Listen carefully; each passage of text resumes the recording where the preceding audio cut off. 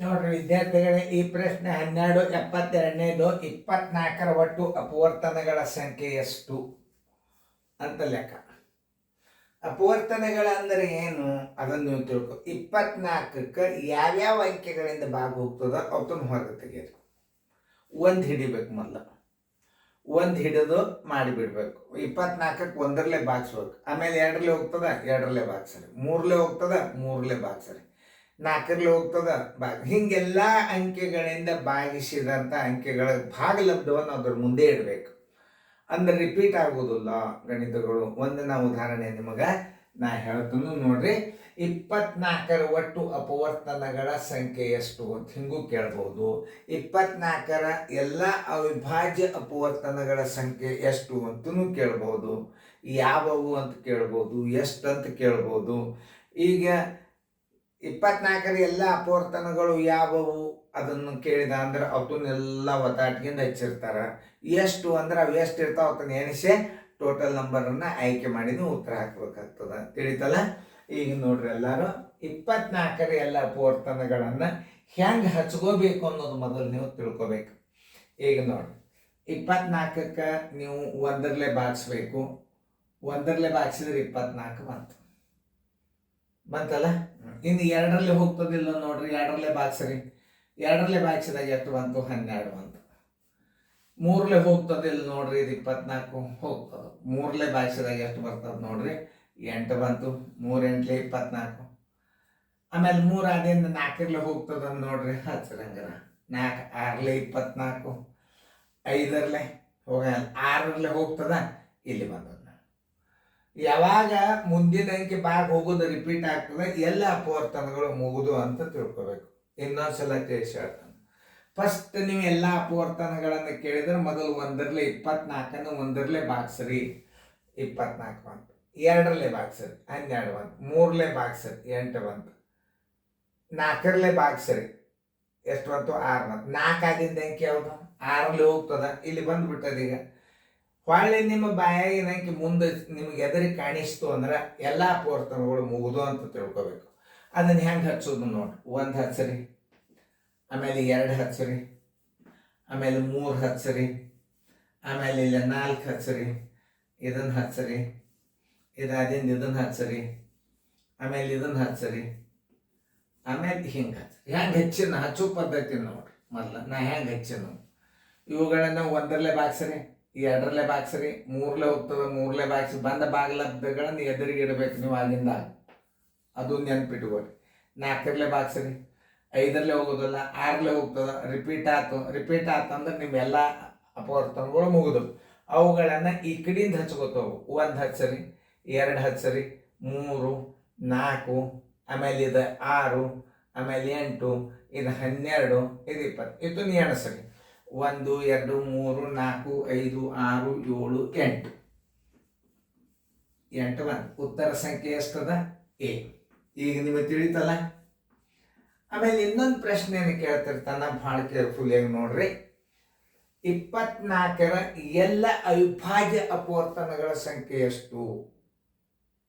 ಎಲ್ಲ ಅಪವರ್ತನಗಳನ್ನು ತೆಗಿಬೇಕು.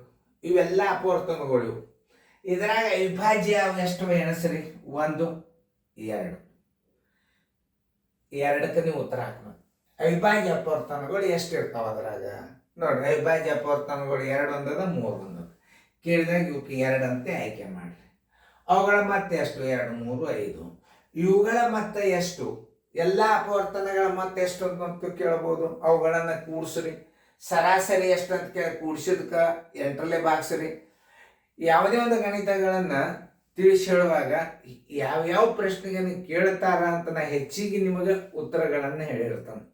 ಅದು ಒಂದೊಂದು ಹುಡುಗರು ಭಾಷೆನೇ ಇರ್ತಾವ, ನೆನ್ಪಿಟ್ಕೊಂಡಿರ್ತಾರೆ. ಹೌದಾ ಅಂತಾರೆ, ಹೌದು ಸರ್ ಹೇಳಿದ್ರಿ ಇದು ನಮಗೆ. ಮತ್ತೆ ಕೇಳ್ಬಿಟ್ಟಂದ್ರೆ ಏನು ಮಾಡ್ತೀರಿ? ಇವುಗಳನ್ನೆಲ್ಲ ಕೂಡಿಸ್ರಿ.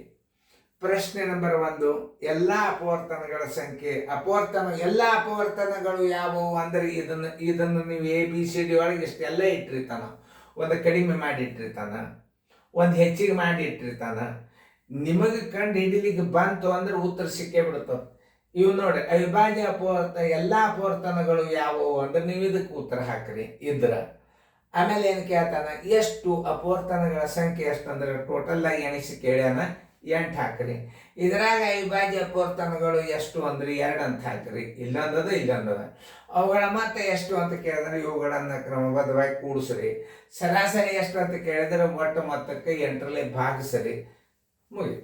ಇದಕ್ಕಿಂತಲೂ ಏನು ಹೆಚ್ಚಿಗೆ ಏನು ಕೇಳೋ ಅವಶ್ಯಕತೆ ನಿಮ್ಮ ಮಟ್ಟಕ್ಕಿಲ್ಲ. ಆಗಲೇ ಹಿಂದಿನ ವಿಡಿಯೋದಾಗ ಒಂದು ಮಾತು ಹೇಳಿದ್ದೆ ನಿಮಗೆ, ಅತಿ ಸಣ್ಣ ಲೆಕ್ಕಗಳು, ಅತಿ ಸರಳ ಲೆಕ್ಕಗಳನ್ನು ಹಾಕೋದ್ರಿಂದ ವಿದ್ಯಾರ್ಥಿಗಳ ಭವಿಷ್ಯ ಒಂದು ಉನ್ನತ ಮಟ್ಟ ಸಿಗೋದಿಲ್ಲ. ಅದನ್ನು ಹೇಳೋದಕ್ಕೆ ಲೈಟ್ ಹೋತ್ ನಮ್ಮದು, ಅದಕ್ಕೆ ಕಟ್ಟಾತು. ಈಗ ಮುಂದೆ ಹೇಳ್ತಾನೆ. ಅದಕ್ಕೆ ನೀವು ಏನು ಮಾಡಬೇಕಪ್ಪ ಅಂದ್ರೆ ಬಿರಿ ಗಣಿತಗಳನ್ನು ಕಲಿಬೇಕು. ಅತಿ ಟಫ್ ಅನ್ನೋ ಗಣಿತಗಳನ್ನು ಹೆಚ್ಚು ಪ್ರಯತ್ನ ಮಾಡಬೇಕು. ಹಿಂದಿನ ವಿಡಿಯೋದಾಗ ಅಲ್ಲಿ ಹೇಳೋದಕ್ಕೆ ಕರೆಂಟ್ ಹೋತು, ನಮ್ದು ಆಫ್ ಆಯ್ತು ವಿಡಿಯೋ. ಅದನ್ನೇ ನಾ ರಿಪೀಟ್ ಮಾಡ್ತೇನೆ. ಈ ಎಲ್ಲ ಪರೀಕ್ಷೆಗಳು ಏನಾಗ್ಬಿಟ್ಟಾವ, ಅತಿ ಸರಳ ಹುಡುಗರು ಫೇಲ್ ಆಗಬಾರ್ದು ಅಂತ ಪ್ರಶ್ನೆ ತೆಗೆದು ಪೇಪರ್ ಮೌಲ್ಯಮಾಪನವನ್ನು ಮಾಡಿ ನೀವು ಪರ್ಸೆಂಟೇಜ್ ಕೊಟ್ರಂದ್ರೆ ನಾಳೆ ನಿಮಗೆ ಸಿಲೆಕ್ಷನ್ ಟೈಮ್ದೊಳಗೆ ಭಾಳ ಟಫ್ ಗಣಿತಗಳನ್ನು ಕೇಳ್ತಾರೆ.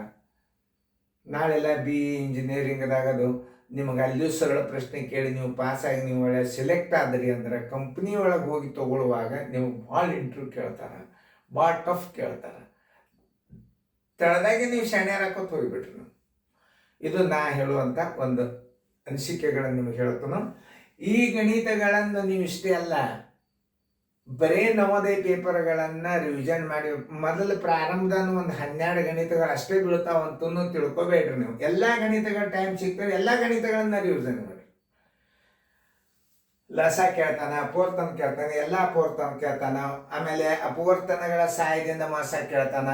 ಅವಿಭಾಜ್ಯ ಅಪವರ್ತನಗಳ ಸಹಾಯದಿಂದ ಲಸ ತೆಗಿಬೇಕು. ಎಲ್ಲ ಅಪವರ್ತನಗಳಿಂದ ಮಾಸ ತೆಗೆದು, ಎಲ್ಲ ಅಪವರ್ತನಗಳಿಂದ ಲಸ ತೆಗೆದು, ಮಾಸ ತೆಗೆದು ಎಲ್ಲ ಗಣಿತಗಳನ್ನು ಕಲಿಯೋದರಿಂದ ಏನಾಗ್ತದೆ, ಏನು ಬೇಕಾದ ಕೇಳವಲ್ರಕ್ಕ ಅವರು, ನೀವು ಗುರಿ ಮುಟ್ತೀರಿ.